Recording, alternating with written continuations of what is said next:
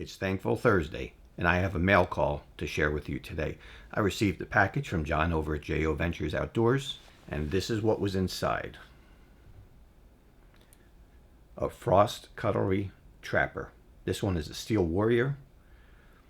Now, in a recent video that he made, he was showing some frosts, and I had mentioned in the post that I made that I didn't have any frost knives. So he just took it upon himself to send me this knife. It was unexpected, and I am very thankful for it. So you can see it has your normal clip blade and spay blade. This is a 440 stainless steel. If you take a look at the centering, the clip point blade is pretty good. The spay blade is just a little bit off to the side, but it does not rub. Overall, the fit and finish on this knife is very good. You can see the springs. You don't really notice any gaps or anything in there. It's put together well. This is a very beautiful yellow bone. You can see the Steel Warrior shield. It says it here etched, and it also says it on the tang. On this side is your 440 stainless.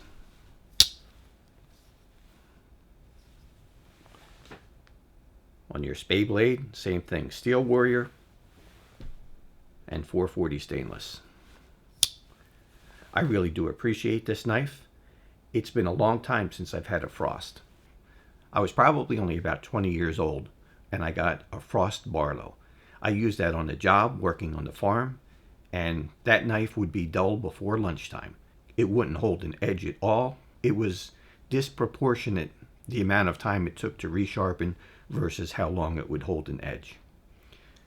The construction was poor, the knife was loose, the pivot wasn't tight, the blades wobbled. It was just a very poorly built knife, and that gave me a bad taste for Frost. As it turns out, over the years, Frost has been up and down with their quality.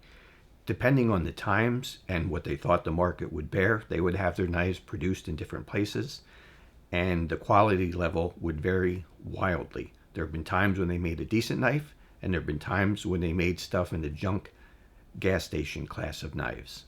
So I'm really happy to have this knife in my collection, to have an example of a quality Frost knife. So I just want to say thank you, and I really appreciate it. A few months ago, J.O. sent me this slip and this knife.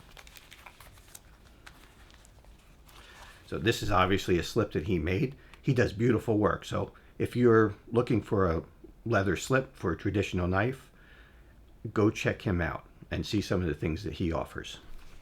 In that slip was this Cattleman's Cutlery medium Stockman, and it's got the dice on each end, and you can see the shield here. It looks like a bull, and the dice on the other side. This is a blue Delrin.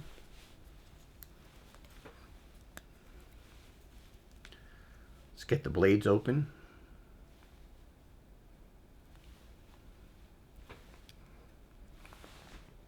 There's the clip point, the sheep's foot, and the spay blades. Your standard loadout for a Stockman.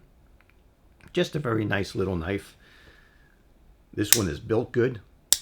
You can hear even from halfway, it's got pretty good snap.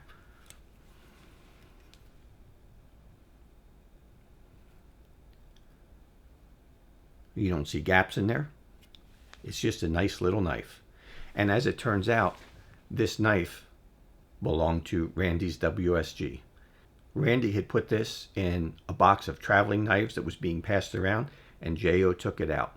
So it's really nice to have something that went through Randy and was in his possession, and it's a knife that I can every once in a while carry and just remember what he has contributed to the community.